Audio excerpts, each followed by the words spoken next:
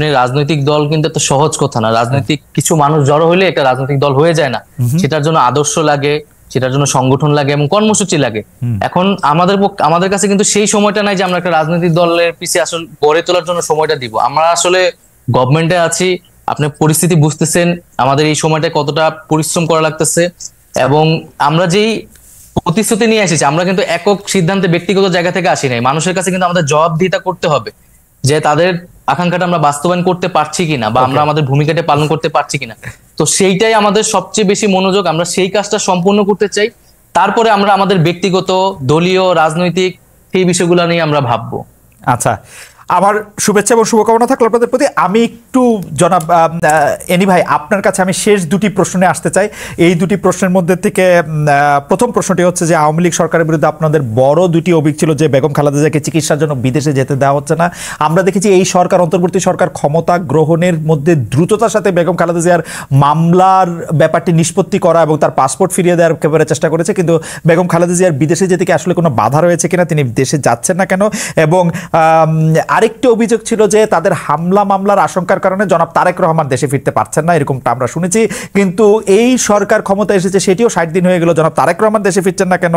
বেগম খালেদা জিয়াকে কেন বিদেশ নেওয়া যাচ্ছে না, যেটি প্রধান দাবি ছিল, আপনি যদি খুব সংক্ষেপে আমাদেরকে একটু বলেন। ধন্যবাদ আপনাকে।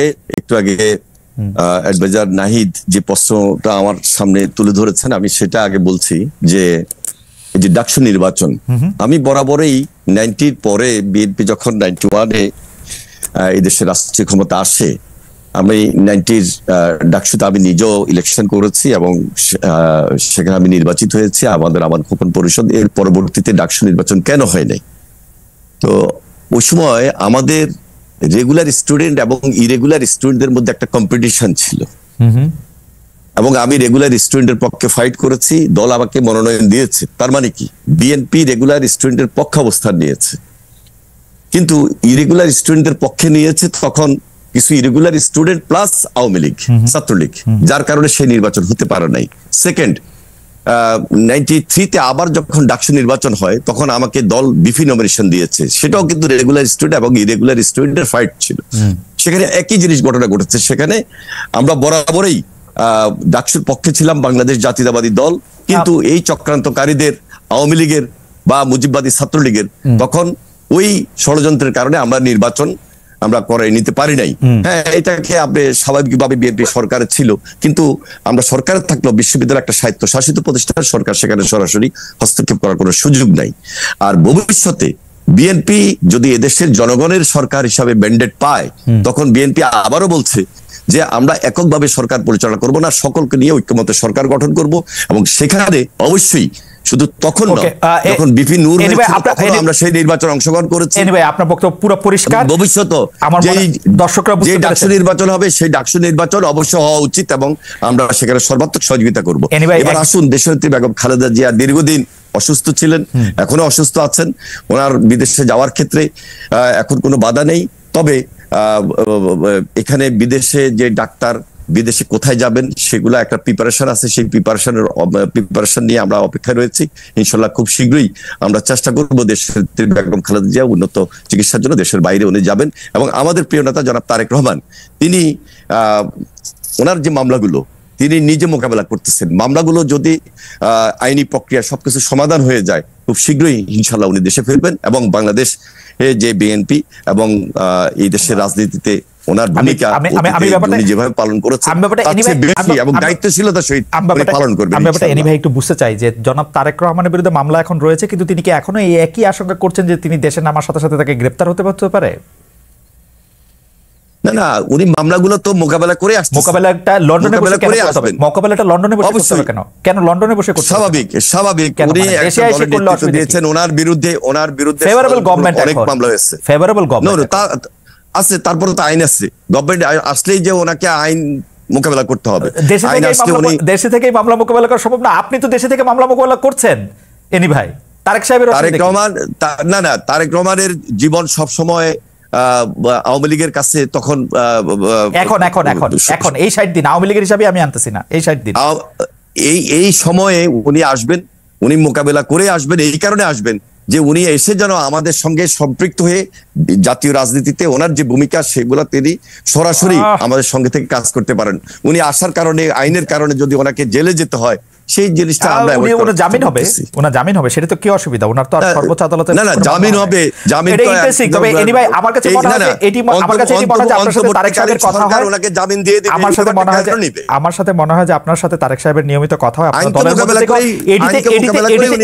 এটিতে আপনারা একটি পরিষ্কার সিদ্ধান্ত জাতির সামনে দিলে এটি মনে ভালো হয়।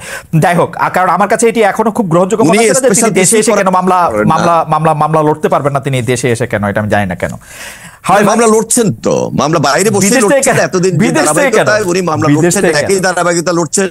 কেন বিদেশ থেকে কেন এনি ভাই, লন্ডন থেকে কেন? নাহিদ আপনারা কি তারেক সাহেবকে আসতে দিচ্ছেন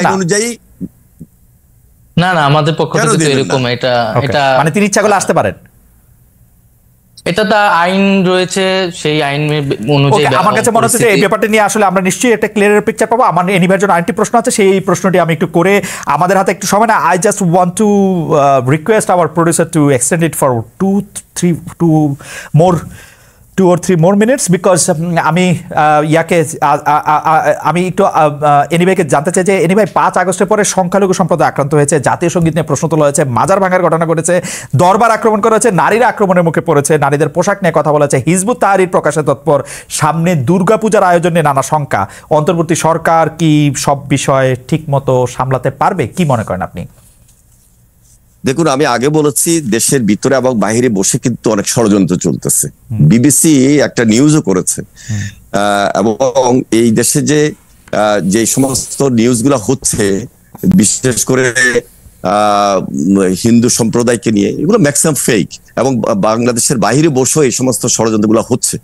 এবং অনেকগুলা নিউজ এখানে যেটা এসেছে যে, এবং সরাসরি হিন্দু সম্প্রদায়ের অনেকেই কমিটমেন্ট কথা বলেছেন মিডিয়ার সামনে, বাস্তবের সঙ্গে এগুলোর কোনো মিল নাই।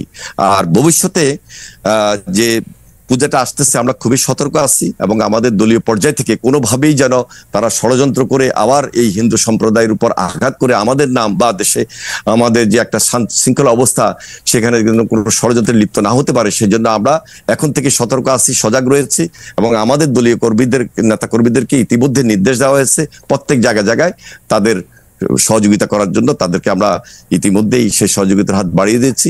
এটা সরকারকে এই ব্যাপারে খুব সতর্ক থাকতে হবে। ইনশাল্লাহ সরকার সজাগ আছেন বলে আমরা মনে করছি। তাছাড়া এই যে মাজারের কথা বললেন বা আরো অনেক দরবারের কথা বললেন, সবকিছু মিলে একটা স্বাধীন বাংলাদেশ কিভাবে গড়তে হবে, এখন থেকে সেই পরিকল্পনা নিয়েই সুন্দর বাংলাদেশ গড়ার জন্য আমরা এগিয়ে যাচ্ছি, এবং আমাদের সর্বাত্মক সহযোগিতা এই সরকারের প্রতি আমাদের রয়েছে এবং ভবিষ্যতে থাকবে ইনশাআল্লাহ। এনিওয়ে, আপনাকে ধন্যবাদ। আমি এটা নিয়ে শুধু এক লাইন জনাব নাহিদ ইসলাম আপনার কাছে শুনতে চাই যে আপনার এই ব্যাপারে কি অনেকগুলি বিষয়ে প্রশ্ন তোলা হয়েছে যে সেগুলো আপনি ঠিকমতো করতে পারবেন কিনা, ষড়যন্ত্রের কথা বলেছেন এনি ভাই। নাহিদ, আপনি যদি একটু শেষ কথা বলতেন, আমরা শেষ করে দিব, আমাদের অনুষ্ঠান শেষ আসলে। না, অবশ্যই এই বিষয়টা আমরা কিন্তু 5ই আগস্টের পর থেকে বারবার বলেছি যে আমাদের এখানে সকলের সমান অধিকার, নাগরিক অধিকার নিশ্চিত করতে আমরা চাই। আমরা সংখ্যালঘু সম্প্রদায়ের সাথে বারবার বসেছি। আমি নিজে দীঘিনালায় গিয়েছি পাহাড়ি বাঙালি দ্বন্দ্বের পরে, এবং আমরা এই বিষয়ে সতর্ক আছি, এবং আমরা বাংলাদেশের মানুষও এই বিষয়ে সচেতন আছে, এবং ঐক্যবদ্ধভাবেই আমরা সামনের যে কোনো এই ধরনের পরিস্থিতিকে মোকাবেলা করতে পারবো, এবং সকলকে সেই নিরাপত্তা। আপনাকে অনেক ধন্যবাদ জনাব শহীদুদ্দিন চৌধুরী এনি। আপনার সাথে কথা বলে অনেক বিষয় নিশ্চয়ই আমাদের দর্শকরা পরিষ্কার হয়েছেন।